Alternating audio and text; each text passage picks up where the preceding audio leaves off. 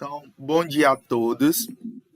Hoje a gente vai tentar responder talvez uma das perguntas de vocês que vocês tiveram antes de iniciar o curso, acredito eu. Gente, tem alguém com o microfone ligado, por favor, desligue. Só ligue realmente quando for participar, né, da aula. Estou escutando uns chiados aí. Então, acredito eu que vocês tiveram essa dúvida, né, ao longo da escolha de vocês e mesmo agora, né, no início do curso, o que a gente vai fazer, né, depois que terminar o curso técnico de finanças, quais são as possibilidades, né, de carreira, quais são as atividades que um financeiro faz, né, realmente, o que um financeiro, um assessor financeiro, um técnico em finanças, um gestor financeiro realmente faz, né? Então a gente vai tentar mostrar para vocês nessa aula algumas possibilidades, algumas tarefas, né, que um gestor financeiro, no caso, ou um técnico em finanças pode realizar dentro da empresa. Essas atividades, inclusive estão elencadas no plano de estágio de vocês. Então, vocês, ao final do terceiro ano, podem e devem, né? Vocês estão aptos a desenvolverem esse conjunto de atividades, né? Então, eu vou falar uma por uma, né? Então, a primeira, né? As primeiras é a elaboração, a projeção de receitas e despesas. Vocês vão ter disciplinas que vão abordar exatamente a questão do orçamento empresarial. O que é um orçamento? Nada mais é do que uma listagem de tudo que a empresa pode vir a receber de receitas, desde receita com vendas, desde receitas de clientes, né? Quando eu falo de clientes, é contas a receber, né? Que são exatamente os fiados. Receitas de aplicações financeiras que a empresa tem, ou em bolsa, ou renda fixa, bem como outros tipos de receitas, né, que a empresa tem. Elaborar as projeções de despesa. Quando a gente está falando projeções, nada mais é do que estimativas. Então, você pega dados anteriores, né, e através desses dados de outros períodos, de outros anos, você consegue elaborar uma projeção, ou seja, uma estimativa para que justamente naqueles meses em que a empresa não está tão bem financeiramente, ou então que ela tem uma sazonalidade, as vendas diminuem, né? Ela consiga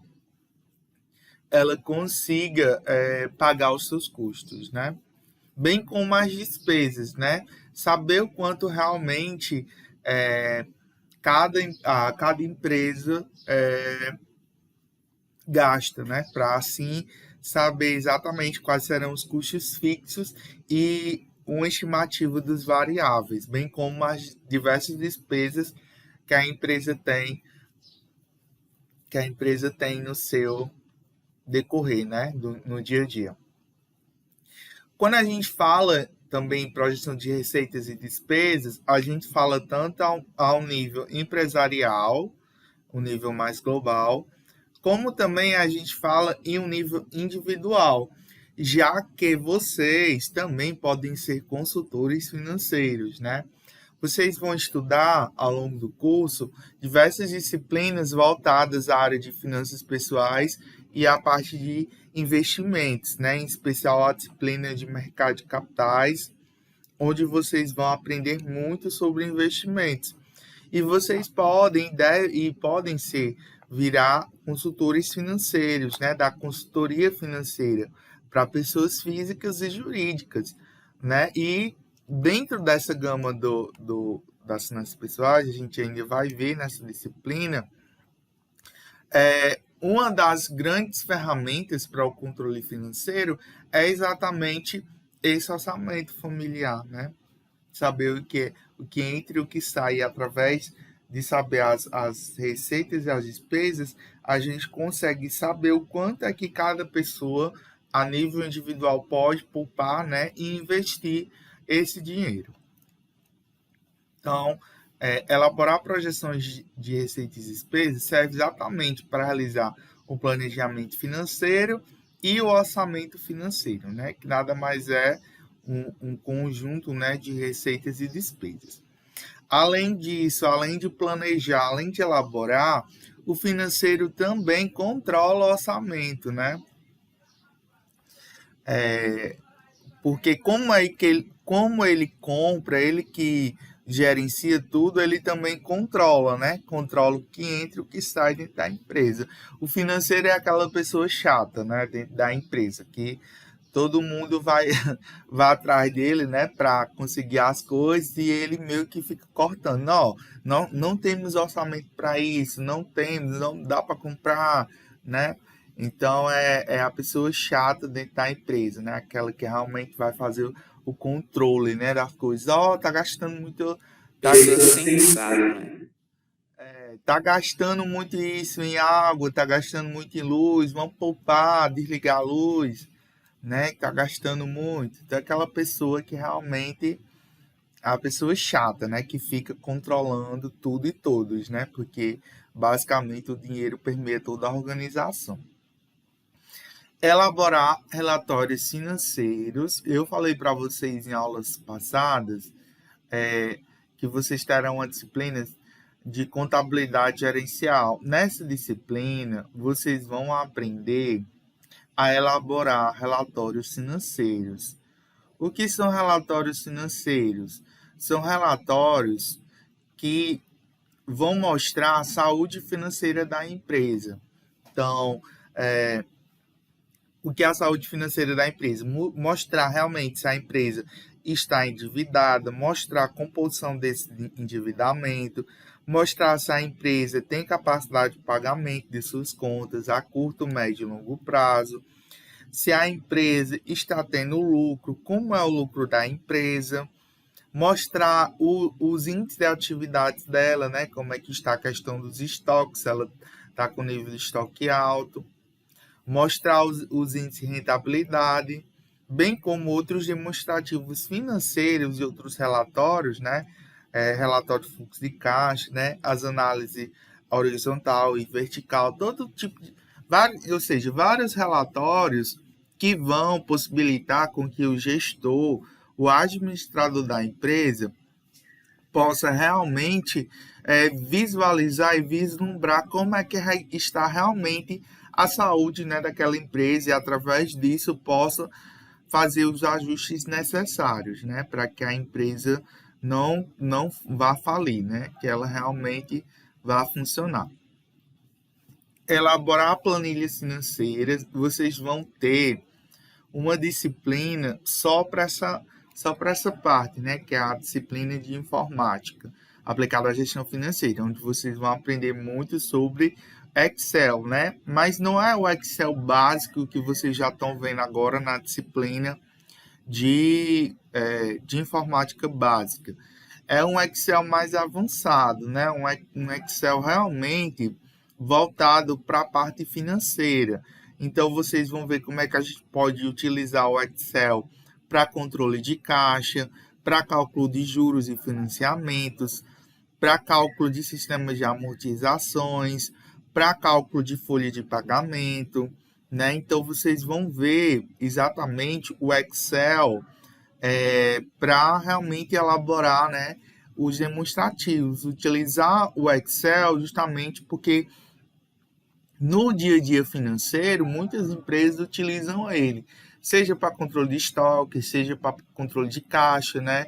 É uma ferramenta indispensável no trabalho financeiro. Então, tanto vocês vão elaborar planilhas financeiras, como também vão aprender a manusear, né? E vão ter que executar, né? Saber manusear planilhas financeiras. Isso é importantíssimo, né, no trabalho de qualquer financeiro.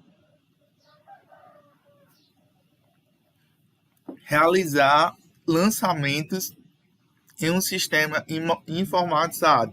Vocês também vão aprender isso, né, durante o curso, né, dentro da disciplina de informática também, né? A gente tem parceria com um software, né, da área contábil, que é o Fortes Contábil.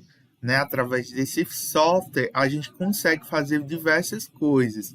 É um software que, no caso nosso, como a gente tem a parceria, é mais voltado na área, né, educacional. O nosso software é uma versão educacional, mas é pouca coisa diferente do que realmente é adotado nas empresas, especialmente nos escritórios de contabilidade, né, que realmente são o tipo de empresa que faz, né, os lançamentos. E aí vocês vão aprender. Nessa disciplina de contabilidade básica, vocês já vão aprender a realizar lançamentos, né? Cíntia vai ensinar isso para vocês futuramente, né? Ela vai pegar um lançamento e vai pedir para vocês dizer o que é o débito, o que é o crédito, né? Nesse lançamento, dizer qual é o histórico, né? E depois mais na frente, vocês vão aprender a lançar, a realizar esse lançamento dentro de um sistema, né? Dentro, no caso do Forte, né? Outro trabalho, pesquisar preços, né? Então, é muito importante, antes de efetuar qualquer compra, pesquisar, né? Fazer lançamentos, não ir de cara na primeira loja, no primeiro fornecedor, né? Isso é muito importante, tanto a nível pessoal como também a nível empresarial. Não é assim? Você não chega no primeiro fornecedor e já compra nele. Não, você busca, né, vários fornecedores e vê realmente aquele ou aqueles, né, que vão oferecer o melhor preço, o melhor prazo e as melhores condições de pagamento, né? Justamente para que a empresa tenha vantagem competitiva. Não adianta ela continuar comprando no mesmo fornecedor, sendo que talvez existam melhores fornecedores que vão oferecer menores preços, né, maiores prazos e mantendo, né, ou até melhorando a questão da qualidade, né, dos produtos e serviços.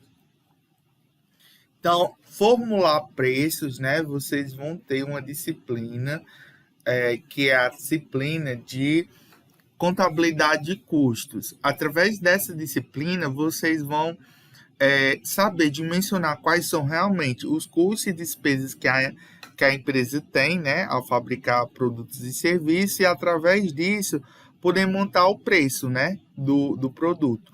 Muitas empresas fazem isso corretamente, mas principalmente nas pequenas empresas, você não tem uma política de preço, ou mesmo você não tem um controle real do custo, quanto realmente, se é realmente aquele preço que está sendo vendido daquele produto, realmente consegue cobrir os custos, né? Porque muitos empresários pensam assim, estou comprando esse produto por, sei lá, R$ 2. Para mim, o preço de custo sai R$ 2.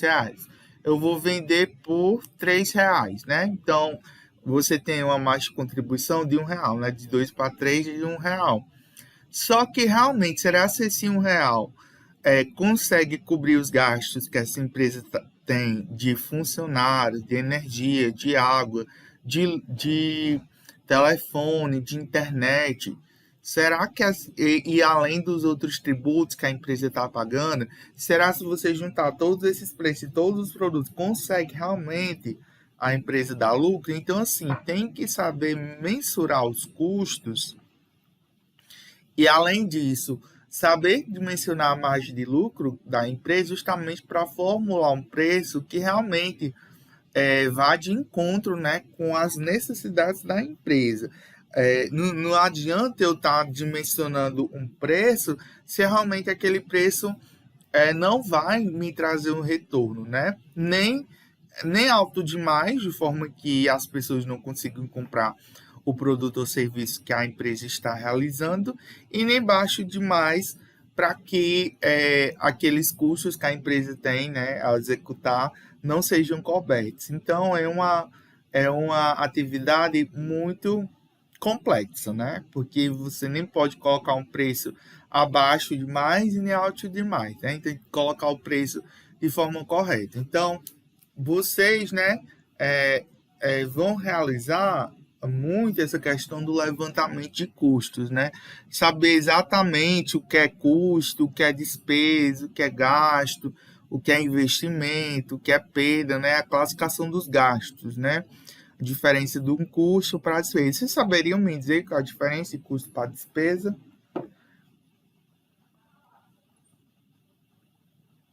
Quem saberia me dizer qual a diferença de custo para a Eu despesa? acho que custo é o que está no orçamento que você já esperava, e despesa é algo que está por fora, o que você faz por fora. Não, não. Ambos estão dentro do orçamento. Hum? Ambos estão dentro do orçamento. O que diferencia um custo de uma despesa? Vamos lá. Ninguém tem nem ideia.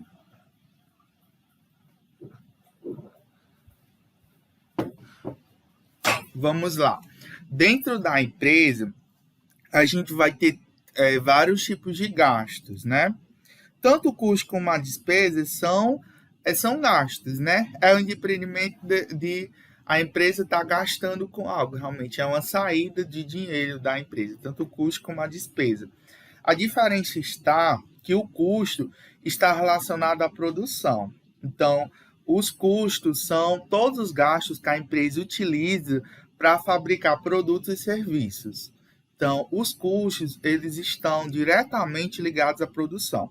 Então, se aquele material ou produto é para fabricar o produto, aquilo é um custo, diferentemente dos outros gastos que não estão relacionados diretamente à produção.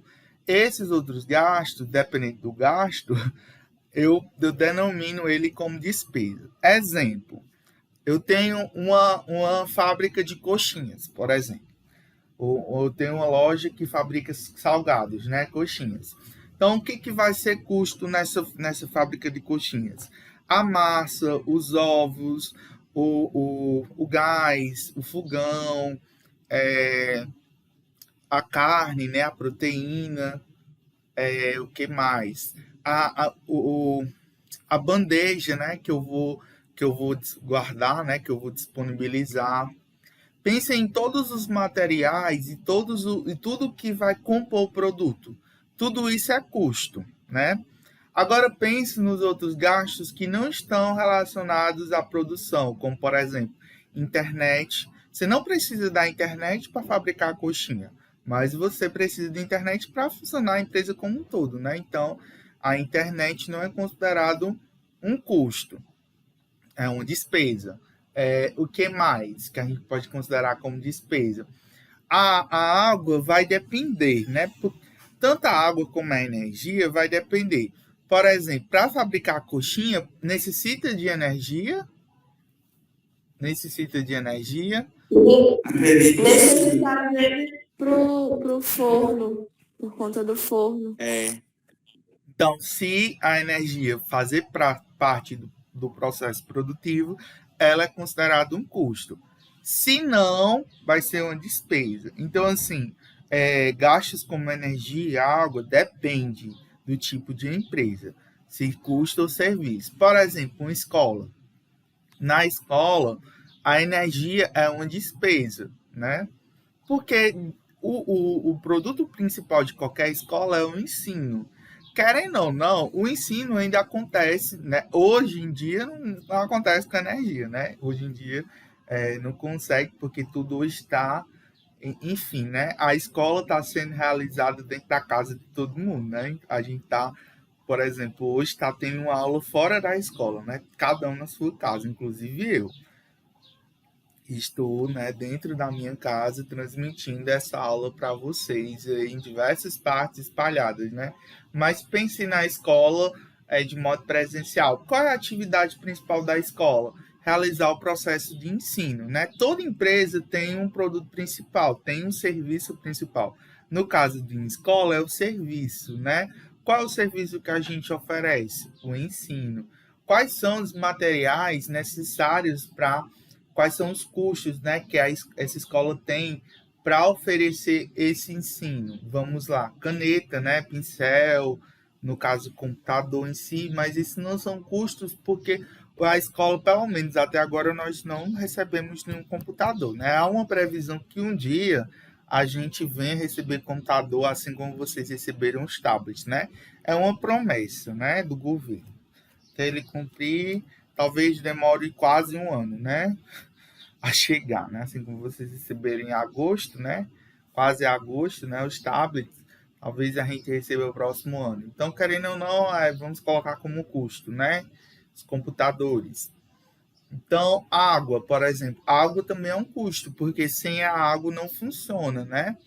Mas, por exemplo, material de limpeza, não é um custo, é uma despesa, porque querendo ou não, é, não está ligado diretamente ao processo produtivo, mas é, é um gasto que é necessário, né?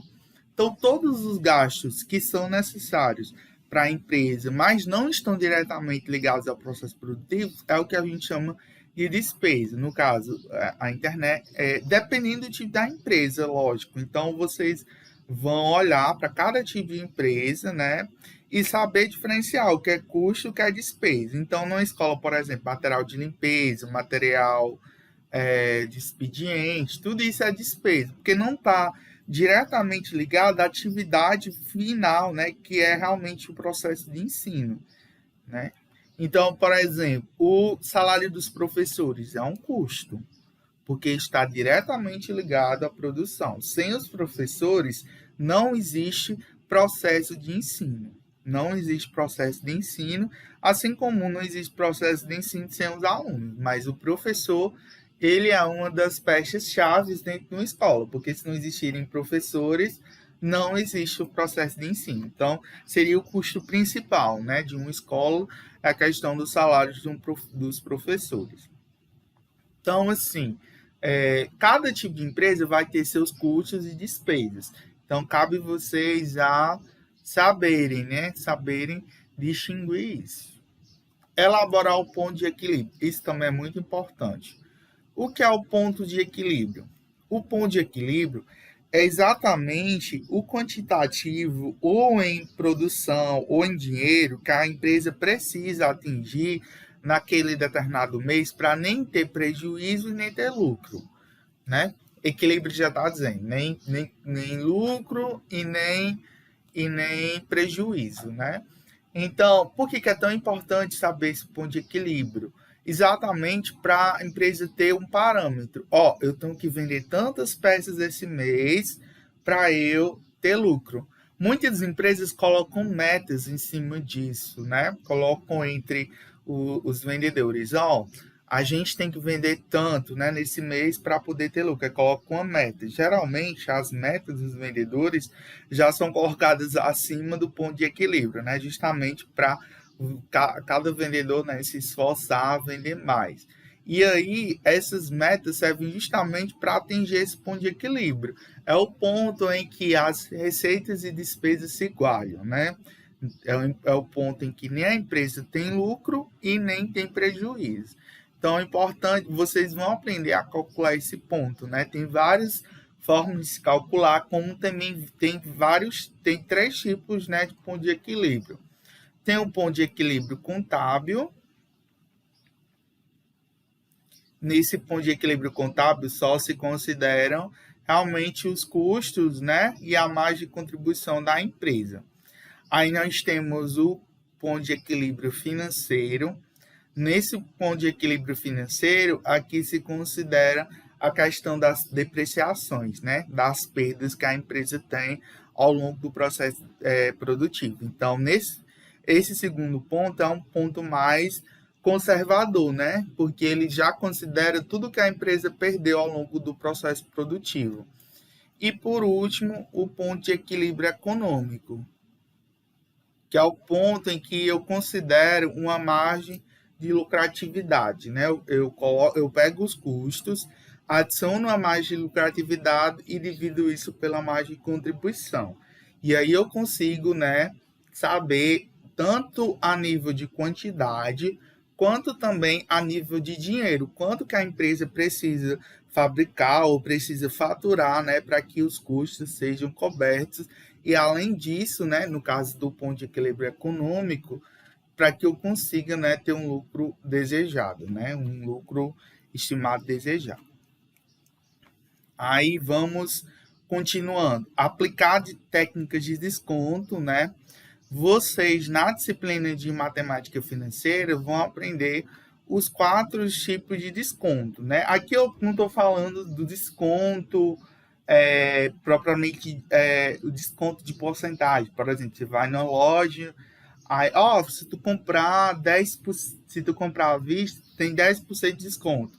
Isso aí seria o desconto mais simples, né? Que só você pegar o produto e aplicar 10% em cima disso, né? Só calcular a porcentagem. O desconto que eu estou falando é outro tipo de desconto, que é quando você pega uma duplicata, um gasto, né? E você vai num banco e tenta descontar essa duplicata, né? Essa nota promissória, por exemplo. Um cliente, né? Cliente X comprou tantos mil de mercadoria, né? Comprou, por exemplo, 5 mil em mercadoria de roupa na minha loja. E esse cliente não pagou, mas está lá promissória. A loja pode muito bem descontar essa promissória no banco. Então, em vez dela pegar aquela promissória e de 5 mil, ela vai até um banco, vende aquela dívida, ou um banco, uma financeira, tem muitos bancos financeiros que fazem isso, compra aquela dívida daquela promissória e aplica uma técnica de desconto, né?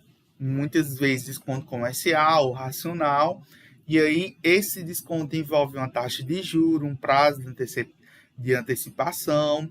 Então, vocês vão estudar tudo isso na disciplina de matemática financeira, né? Nós temos 4 tipos de desconto. Nós temos no desconto simples, né? No sistema de capitalização simples. Nós temos o desconto racional e comercial.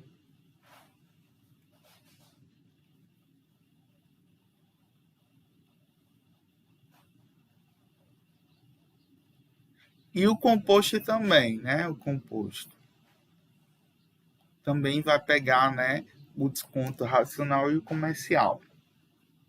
Então, assim, a gente vai aprender, vocês vão aprender tudo isso, né, na disciplina de matemática financeira, onde vocês vão aprender, além desse, né, a realizar cálculos financeiros, né? Cálculos financeiros de desconto, cálculos financeiros de juros simples, juros compostos, vão aprender a calcular o sistema de amortização, né, onde a gente vai simular empréstimos, financiamentos, né, cálculo de empréstimos, financiamentos, vão aprender também a calcular a regra da sociedade, né, como distribuir lucros, né, proporcionalmente ou indiretamente, né, proporcional a tempos ou a salários, ou então ao dinheiro que é investido, né?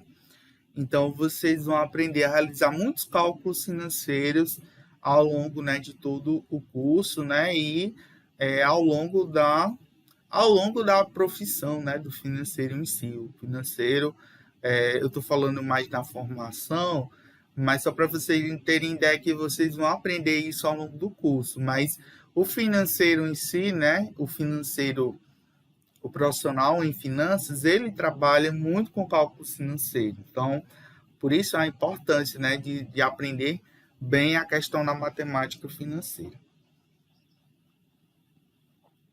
Mensurar a margem do desconto, né? A margem, o quanto que a empresa pode, né, colocar desconto nos produtos, né? E a margem de contribuição do preço final. A margem de contribuição é exatamente a diferença entre o preço de venda e o custo variável daquele produto, né? Eu até já citei isso aqui para vocês, né? Por exemplo, se eu tenho um produto que custa R$2, então o custo variável desse produto é R$2, e eu pretendo vender ele por R$3, né? A margem de contribuição desse produto é R$1, né? Porque aí é a diferença entre o preço de venda e o custo. É a margem de contribuição final. E essa margem de contribuição, ela serve justamente para o cálculo do ponto de equilíbrio, né? O ponto de equilíbrio contábil, eu pego os custos fixos e divido pela margem de contribuição. Esse é o ponto de equilíbrio contábil. O financeiro, ponto de equilíbrio financeiro. eu pego os custos fixos, subtraio das depreciações, fiações e divido pela margem de contribuição. O ponto de equilíbrio econômico, eu pego os custos fixos da empresa, somo com um lucro esperado que a empresa tem e divido pela margem de contribuição. Então, tudo isso, né, a margem de contribuição, ela é importantíssima para o cálculo dos pontos de equilíbrio, né? Então, vocês vão aprender, né, a mensurar essa margem de contribuição do preço final, né? Controlar, né, ter o controle tanto de entrada e saída de recursos financeiros. Isso aqui é muito importante, elaborar formulário de prestação de contas, principalmente nas empresas públicas.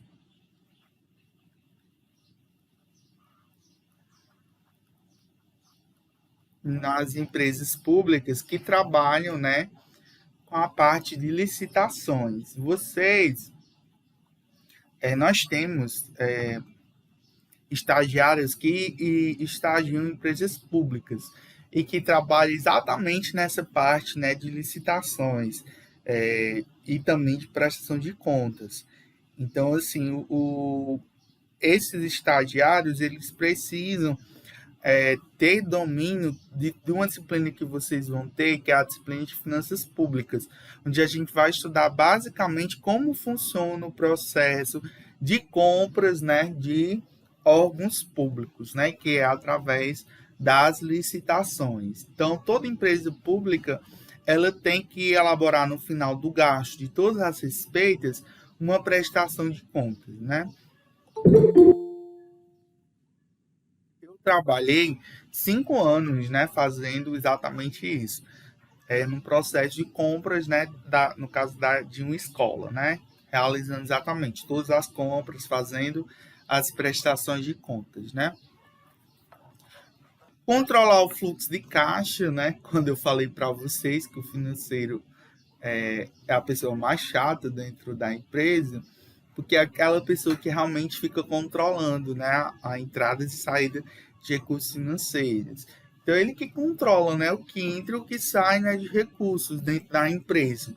Fica controlando, né, justamente para que a empresa consiga, né, atender às suas necessidades. Tudo isso é exatamente para auxiliar na tomada de decisão, né, dos gestores. Cadê a borracha? O meu negocinho que atualizou a mesa, aí não tô conseguindo apagar. Vai ficar assim mesmo. Então, o financeiro, o assessor financeiro, o gerente financeiro, assim como outros departamentos da empresa, eles conseguem auxiliar o gestor, o dono da empresa, principalmente o setor financeiro, auxiliar na tomada de decisão. O que é essa tomada de decisão? É exatamente as escolhas, né? Escolhas não, mas decisões no sentido de ou ampliar o negócio, ou mesmo de mudar uma determinada postura, ou de diminuir custos, aumentar despesas, ou mesmo se realmente um projeto que a empresa tem é viável ou não, se a empresa tem dinheiro realmente para fazer aquilo. Então, os gestores, eles consideram muito a opinião do gestor financeiro, daquela pessoa que está ali, né, ali no dia a dia, controlando todos os recursos para tomar uma decisão, né? Eles consideram muito a palavra, principalmente do setor financeiro, justamente para que ele possa tomar uma decisão, né, mais acertada, mais correta. Gerenciar, atender clientes, essa também é uma atribuição meio que acessória, né, do gestor financeiro, mas também entra, né, o financeiro, ele tanto atende clientes como fornecedores, né? Principalmente fornecedores, né? Entra em contato com possíveis fornecedores justamente para efetuar o processo de compras, né, justamente para que a empresa possa, né, funcionar. Isso aqui principalmente em pequenas e grandes empresas, né, o financeiro meio que faz, principalmente em pequenas empresas, o financeiro faz praticamente quase tudo, né, da empresa, né, quase tudo entre aspas, né, ligado à parte financeira, inclusive atender clientes também pode ser uma das atividades acessórias. Não é uma atividade principal, mas também entra, né, no esboço dentro do financeiro em si.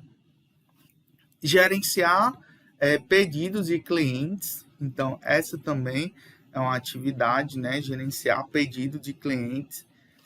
Realizar o controle de estoque da empresa, isso também é muito importante, né?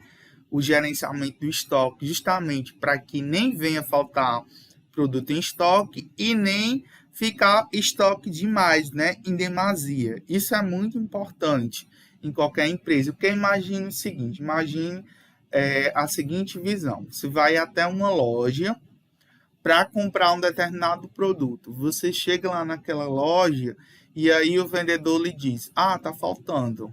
O que você faz em seguida? Fica sem... A vendedora diz, tá faltando, mas vai chegar a próxima semana. O que você faz? Você espera até... Você fala o que, Guilherme? Nada não. Você espera uma semana ou você vai no concorrente comprar? Concorrente daquela empresa. Para em outro lugar, né? Aí ficar assim... com menos recursos, vai esperar para a próxima semana. Pois é. Então, isso que acontece, né? Quando você vai numa determinada loja e não tem um produto que você procura, o que você faz? Você vai no concorrente, muitas vezes vizinho dela, comprar. E aí, quando você precisar daquele produto outra vez, você vai pensar, não vou naquela loja não, porque eu fui lá uma vez e não tinha, eu vou na outra. Aí você conversa também com outras pessoas, né? Você vai, eu fui lá naquela loja lá tal, não tinha, eu fui na outra. Aí vai passando uma rede de boca em boca, acaba que quando a empresa realmente comprar o produto que estava em falta de estoque, talvez ela nem venda mais porque ela deixou faltar uma vez. Né? Então, isso é muito complicado mesmo para todas as empresas, você deixar faltar produtos, porque isso afeta muito na imagem do cliente, né?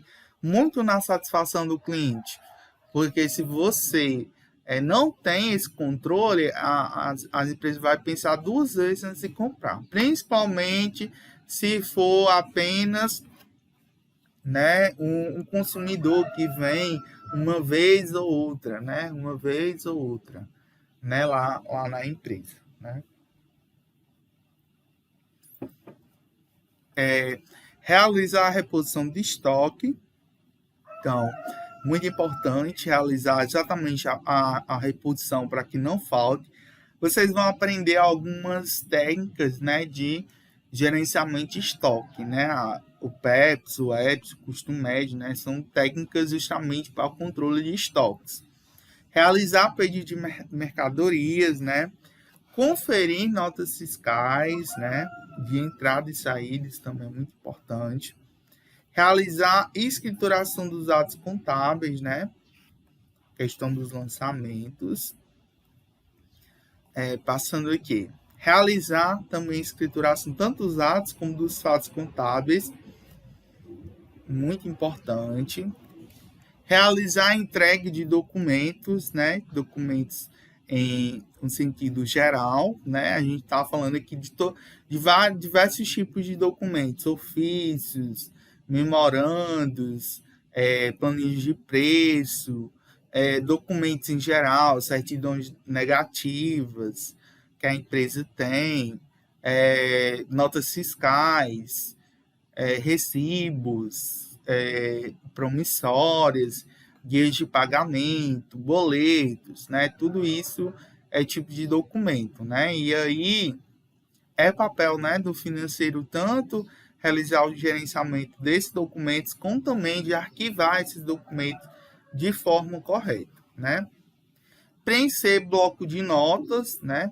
bloco de notas no sentido de notas fiscais, né? Notas fiscais e também de notas promissórias. Os bichos trabalham, viu?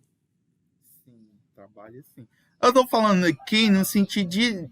não é que ele execute tudo isso, né? Mas vai executar uma boa parte desse serviço, né? Aqui no setor financeiro em geral, né? Faz tudo isso.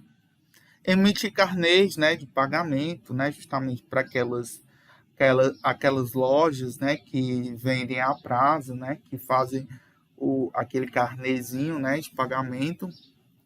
Realizar baixa em carnês, emitir notas promissórias, realizar baixa em notas promissórias, realizar cálculo de ICMS, né? Imposto sobre circulação de mercadorias e prestação de serviços, realizar cálculo de ISS, né? Que é o Imposto sobre Serviço de Qualquer Natureza, realizar a declaração do MEI, né? Do microempreendedor individual.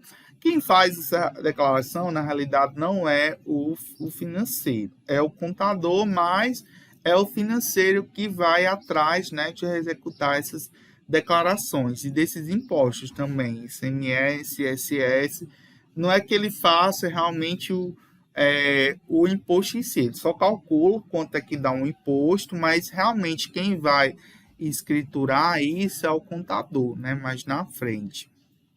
Mas é o financeiro que está lá todo dia realizando esses cálculos, tanto do ICMS como do ISS.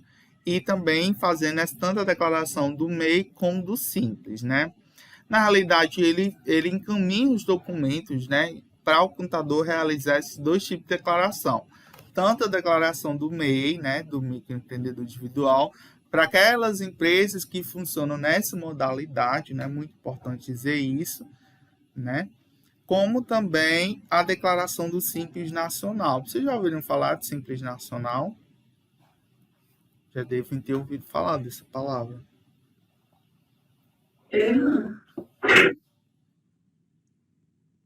Alguém sabe dizer o que é o Simples Nacional?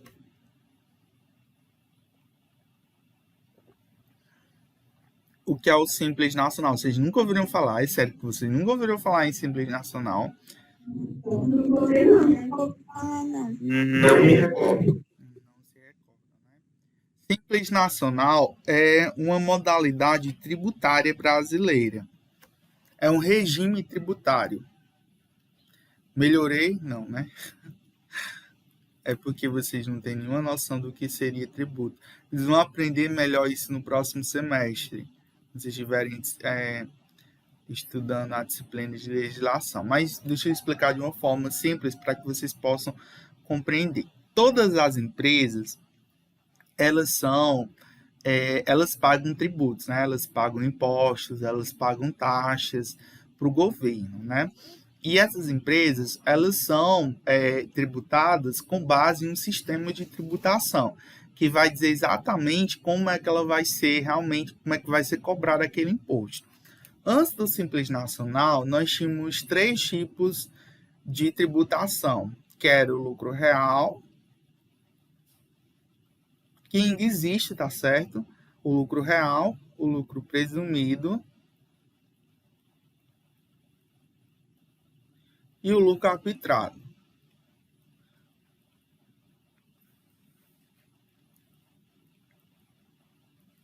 Como é que funciona o lucro real?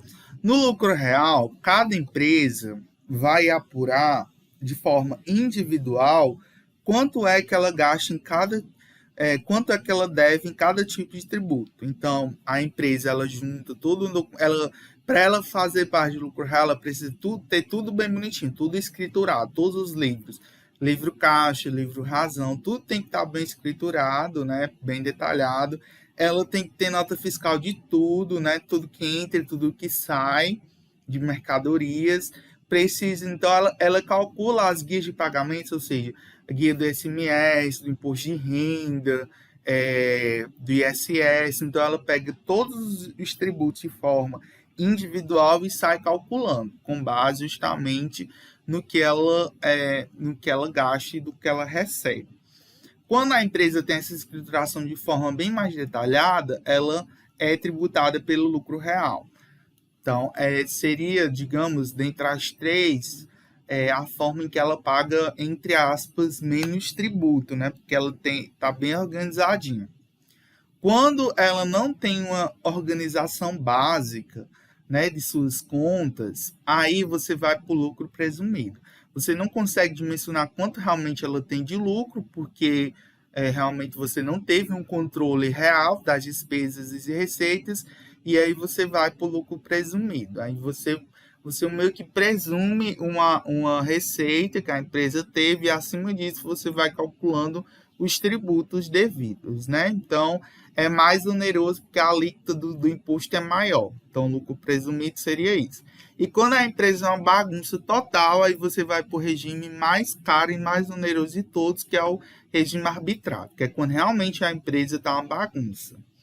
Só que, tanto no lucro real, lucro presumido e lucro arbitrado, demanda a figura do contador, porque a empresa necessita obrigatoriamente de um contador ou realmente de uma pessoa, de uma pessoa só para isso, dentro da empresa, contratar uma pessoa só para isso, só para realmente para executar esse cálculo de tributos, né? Porque fica muito complicado para vocês até saber o quanto é que você vai pagar de cada tributo. Então demanda muito esforço, né? Mas as empresas grandes, elas têm contadores, né? Tem a pessoa realmente contratada para isso. Mas para as empresas pequenas, que são a maioria no país, isso ficaria muito difícil, né? Você contratar um contador, o custo disso é muito alto. Contratar uma pessoa só para você calcular tributos. Então, antes do Simples, existia muita sonegação fiscal, né? O que é a sonegação fiscal? É quando a empresa não paga o tributo devido para o governo. Então, era muito difícil você calcular, né? Principalmente para as pequenas empresas, justamente elas muitas das vezes não pagavam os tributos porque elas nem sabiam quanto é que elas teriam que pagar, né, adequadamente. Justamente porque elas não realizavam aquele cálculo mensalmente ou diariamente, ou não tinha uma pessoa realmente para controlar aquilo ali, não tinha a figura do contador, de um financeiro realmente que executasse, né? Então aí foi criado o Simples Nacional. Se eu não me engano, ele foi criado em 2010 ou foi em 2011. Se eu não me engano. Foi 2010 ou foi 2011. O Simples Nacional, como o nome já vem dizendo, simples, ele simplifica esse sistema tributário. Então, em vez de você ter que calcular cada tributo manualmente ou de forma isolada, você junta vários tributos em uma única guia de pagamento. Então, em vez de você ter lá o boleto de ICMS, o boleto do imposto de renda, o boleto do PIS, o boleto do COFINS, o boleto da CCLL, o boleto de ISS, né? Em vez de você ter vários boletos, você tem um único boleto. Você tem uma única guia de pagamento de todos os tributos calculados de uma forma simples e unificada.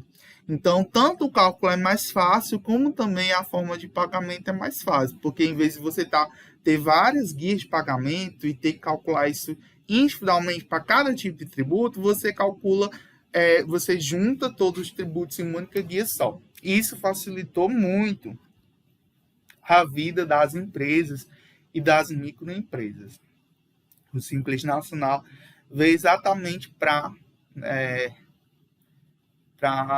revolucionar, né, o sistema tributário brasileiro, porque através do Simples você diminuiu muito a questão da sonegação fiscal, porque antes era muito oneroso para as empresas, tanto calcular os tributos, saber quanto é que elas deviam, como também em pagar, né? E com o Simples facilitou todo esse processo. Então, o Simples Nacional foi uma revolução, né, para as empresas dentro do sistema tributário nacional. Então, quando vocês escutarem a palavra simples, a empresa é optante do simples. Aí vocês já têm uma ideia do que seria isso, né? Teriam uma ideia porque vocês vão estudar mais à frente sobre isso. Realizar a declaração fiscal, né? declaração de imposto de renda, enfim. Vocês vão aprender, tá certo? A como declarar imposto de renda. A Cintia deve ensinar isso para vocês, né, em disciplinas futuras. Realizar depósitos bancários também é uma atividade. Elaborar contratos, né? Na disciplina de legislação, a gente estuda sobre isso, tá certo? Sobre contratos. Reelaborar balancetes, né? Vocês vão estudar junto com Cintia esse semestre ainda. Elaborar balancetes, verificação, elaborar isso no livro Razão e, junto disso, formular o balanço patrimonial, né, da empresa. Elaborar recibos, elaborar notas fiscais, emitir o alvará, né, da empresa. Quem emite o alvará é a prefeitura, mas quem organiza toda a documentação para a emissão do alvará de funcionamento da empresa é o financeiro, tá certo? Quem emite o alvará é a prefeitura, mas é o financeiro que tem como atribuição levar toda a documentação para a prefeitura para a emissão desse alvará. Lembrando que esse alvará ele é renovado todo ano, né? Então, todo ano tem que se renovar aquele alvará para que a empresa possa funcionar legalmente, né? Preencher fichas, né, para empréstimos bancários. Elaborar folha de pagamento, né, de pessoal. Realizar pesquisa de satisfação. Realizar cobranças, né? Realizar serviço de atendimento ao consumidor. Realizar consulta ao Serasa, né, de pessoas e clientes. Tanto a SPC como o Serasa, né? Emitir certidões de débitos, né? E aqui é uma tarefa muito importante, as certidões de débito, as várias, né? FGTS, tributos ligados ao FGTS, tributos federais, estadual, municipal, trabalhista,